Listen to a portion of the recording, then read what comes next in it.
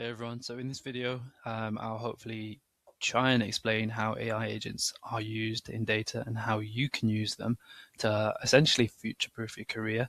Obviously with AI coming in place, like there's a lot of things that a data analyst might worry about. But the thing is, hopefully this video teaches you how to implement AI yourself, so you're more of an asset than a liability. So on screen now, what I have is a HTML report on the left, and on the right is a clean CSV file. Both of these things, it took me less than 5 minutes, and those 5 minutes were just Claude doing the work for me. It basically, the process was I gave it a messy CSV file. It then cleaned that information for me, and it provided me a report. And that report basically just flagged some things that it wasn't able to fix because of certain rules that I didn't have and things that I should probably look into a little bit more. And then other standard fixes and how many rows, like row confidence and like how many rows I was like happy with. So basically it cleans a CSV file for you. So I did that using an AI agent, and the way AI agents work is essentially you give it an input, which is a prompt, and the agent will then get to work, and the agent will create the work. It will use the tools, and it will create an output, and then it will basically just say I'm done, and it will provide you that output. Now that can be really useful for like tasks that you have to do all the time, or things that you may not want to spend your time on as a data analyst or a data professional, and that ability for the AI agent to basically take over those manual processes, it would be really, really helpful in the years to come in business. So you can imagine this task could have easily taken a couple of hours, but instead it's taken less than 5 minutes. And on top of that, then it's flagged the things that I need to look at. So that won't take long at all for me to like review further. So in terms of like other things that you can use an AI agent for, that example there was like cleaning a CSV file. You could use it to extract information from a PDF file. So like that is quite straightforward, and there's a ton of PDF like extractor tools available. But if you had an agent that was specific to the PDF that you were looking at or specific to your organization, you could literally just pop in like 100 PDF files within the input folder, and it would export it. Sorry, it would basically give you an output of like just information from all of those PDF files. So like manually, that's just a heck of a task. And secondly, as well, like with a PDF file, I know you can do it in different tools and things, but you're basically crafting the AI agent to work how you want it to work, and it's basically yours. It's like your handheld helper in a way. The other task is another thing you could do is like connect to Azure or a database. You have to use MCPs, which I won't go into in this video, but MCPs are like almost a way of connecting services so that your AI agent can use the MPC to speak to, the MCP to connect to Azure, and then it will like basically use that information as part of your AI agent workflow. So just to give you like a visual representation of how it works. So at the start, the user, me, you, we would give Claude a prompt. We would say like, run this workflow,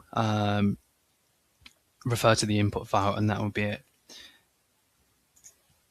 The agent would then, based on the agentic instructions that you've given, it would conduct the steps, it would use the tools, it would check the results, and then it would give you the next steps as to like things that it's flagged or things that you should look into, and that's part of your output. So if I if I just go to back to this, like you can see this is the output. It's given me some steps that I need to take, like look into these 5 issues.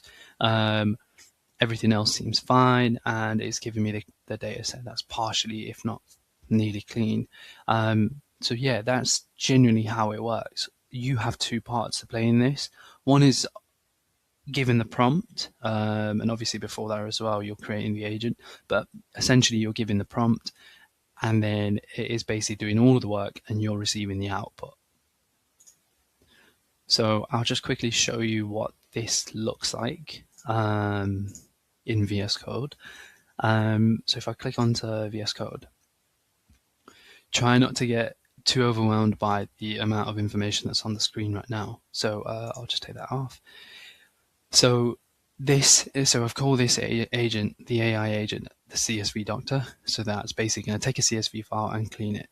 So within that file, you basically have a number of folders. So this is the agent itself. So you have the input folder, the output folder. You'll have the Claude MD file, which is like the massive set of instructions, and you have a memory file as well. Those are the main four. There are others there as well, which I'll go into in a video at another time. But basically, you would pop in your email, your Excel sheet or your PDF file, and you would pop it in the input folder, as I've done here. You can set up an automation for that if you needed to, as a separate AI agent, if that was something you were looking into. But you basically pop it into the input, and then you would find Claude once it loads on the right, and you would basically, because you're in that folder within VS Code, you would literally just say run workflow, and it would run that workflow using this Claude MD markdown file. And part of this markdown file is the instructions the agent has that you have pre-written for them. So that is like going through what an input is, going through what the output is expected, the tools that you want it to use, whether it's like SQL, whether it's Python, whether it's Excel, like how you want to clean things, how you want to do things, how you want to execute. And it's a set of instructions that you will use for this specific AI agent task, which is cleaning CSV files. So that when you run workflow, that's basically saying refer to the Claude MD file. If it gets something wrong, and as we all know, AI isn't always 100% right, if it gets something wrong, what's also been built into this agent and what's good practice is to build a memory file, a memory markdown file. So when it's run your workflow, and it spat out something that's not quite how you thought it would be, you would literally just respond to that you'd respond to the output within the Claude terminal, and you would literally just say, I've reviewed the output, this wasn't right, please can you go and correct it? And once you've done that, it will go away and it will correct it.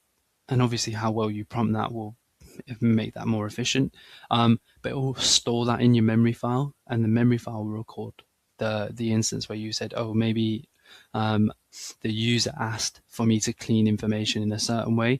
Let's make sure that I do that, or I consider that for the next run or whatever else I do in the future. So that's basically how an AI agent works within data. You can build this out for anything. You can build it to query information. You can build it to create a CSV dashboard. You could create it to just get all of your information and give you rapid analysis, like tell me are there any outliers and things like that. So the premise of an AI agent is going to be something that I think personally especially at the end of this definitely into next year, is going to be something that comes up more and more within job applications, within kind of job roles, and things that we're expected to do as data analysts in the future. Anyways, thanks for watching, guys. Please like and subscribe.